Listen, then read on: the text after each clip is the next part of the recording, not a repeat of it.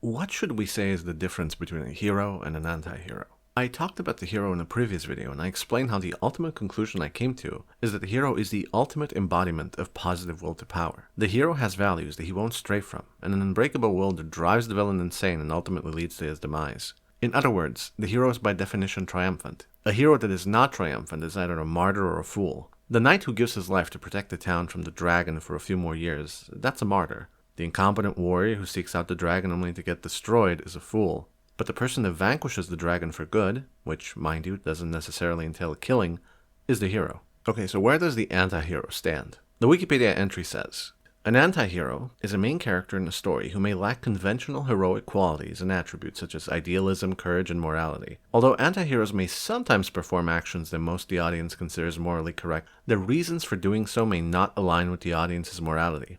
An anti-hero typically exhibits one of the dark triad personality traits, oh spooky, which includes narcissism, psychopathy, and Machiavellianism. Needless to say, I completely disagree with this. I think too many villains would fit the description. If the only thing that makes an anti-hero is going after the villain, does that mean that the story of villain versus villain really has two anti-heroes? If the Joker goes after the Penguin, is the Joker an anti-hero now? I am not convinced at all by this line of argument. And I would counter it with another definition. Simply put, I would define an anti-hero as a hero who achieves the ends by compromised means. See, a hero will always be motivated to stick to his values in the face of whatever challenge. That could be because he believes in destiny or himself, or because he puts his trust in God or the universe above all else. Whatever the reason, the hero has faith. By comparison, the anti-hero is a person with no faith whatsoever. A hero might frustratingly allow a defeated villain to crawl back into the shadows because ultimately the hero knows he can defeat him again and he has faith in God and humanity. A hero can sense good even in the villain and may want to see them purified and restored. The anti-hero would immediately kill the bad guy. No speech, no hesitation, because the anti-hero knows that the world is a dark place and it's good to get a win whenever you can, no matter how small and no matter the cost, even if that means crossing moral boundaries in the process. If the ultimate triumph of the hero can be seen as a great spiritual victory that inspires the masses and brings about an age of peace and light, then the anti-hero's success is a material one that defeats the big bad, but might leave the world and everyone in it worse off short of actual destruction. In other words, the anti-hero can and usually is as dark and spiritually maligned as the villain. The difference between the two is that the villain tries to delude himself into thinking otherwise, into imagining himself as a powerful figure who's actually in control. In that sense, villains are often complete schizos removed from reality in some way or another, which is why they end up dead. The anti-hero, on the other hand, goes to a pessimistic extreme and thinks he sees things as they really are. They see the world as fucked up and they know they're a part of the problem. They're not fully nihilistic, but pretty much close to it.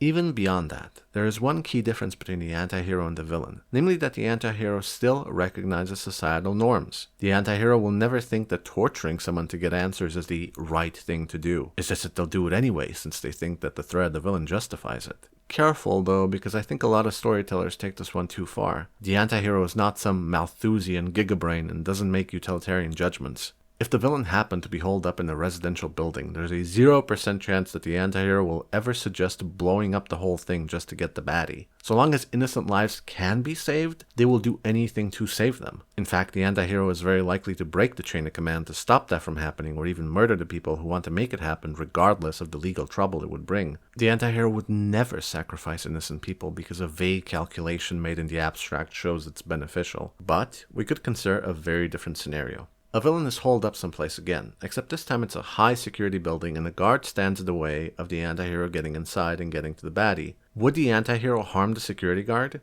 And, well, it depends. Most likely they would try reasoning with the security guard at first, and then they would revert to violence. But, if absolutely necessary, if this person was stubborn enough to stand between the anti-hero and the villain just because of the rules, well, that security guard would have a very short life. Keep in mind though, the anti-hero doesn't want to do this. He doesn't take pleasure in doing this.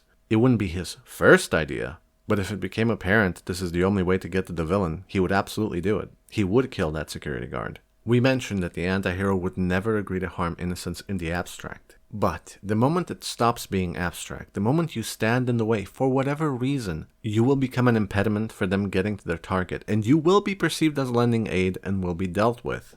If a hero is put to the test against the villain and their willpower or conviction falters, they might take extreme measures to take out the villain at any cost, even if this means going against their values. Obviously, despite winning, this is spiritual death for the hero. Yes, they vanquished the darkness, but they turned off the light at the same time. This is not a real victory. At this point, the fallen hero, aka the anti-hero, stands corrupted and will either fall further into villainy and become what they sought to destroy, or follow a path of redemption that brings them back to their further glory and to the light.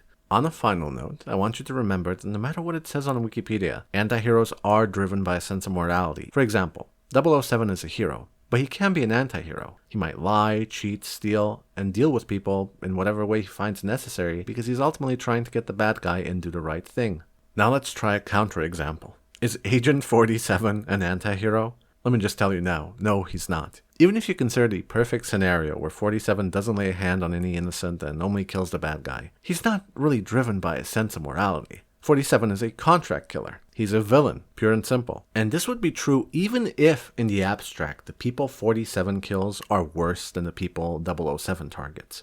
Because no matter how effective he is, 47's morality ultimately comes down to doing a clean job by avoiding unnecessary casualties and remaining unseen. As I touched on in the video I did on villains, a character like this is functionally a monster. He operates under an alien code of ethics, wholly removed from normal morality. To say that 47 simply operates with different morals in mind other than the audience is a massive understatement, which is why I hate the Wikipedia entry. If the character in a story has a different religion from you, or no religion at all, your differing moral compasses might be slightly at odds.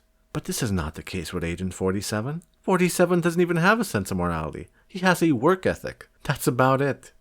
In closing, the simplest way to think of antiheroes is either as fallen or broken heroes. That's really what they are. Or conversely, think of lawful good versus chaotic good. The antihero might not follow all the bureaucratic rules like the good boy hero, but they're going to be aligned in the end goal. If your antihero isn't striving to do the right thing, then they're probably not antiheroes. An assassin killing people for money, even if they're the worst genocidal monsters, can't be an antihero. I'm sorry. Because that assassin, following that same code of behavior, would just as easily slice the throat of an innocent grandma who's never harmed anybody. Again, monster. No matter how far the antihero has fallen, they will always have a sense of morality and of the ultimate good.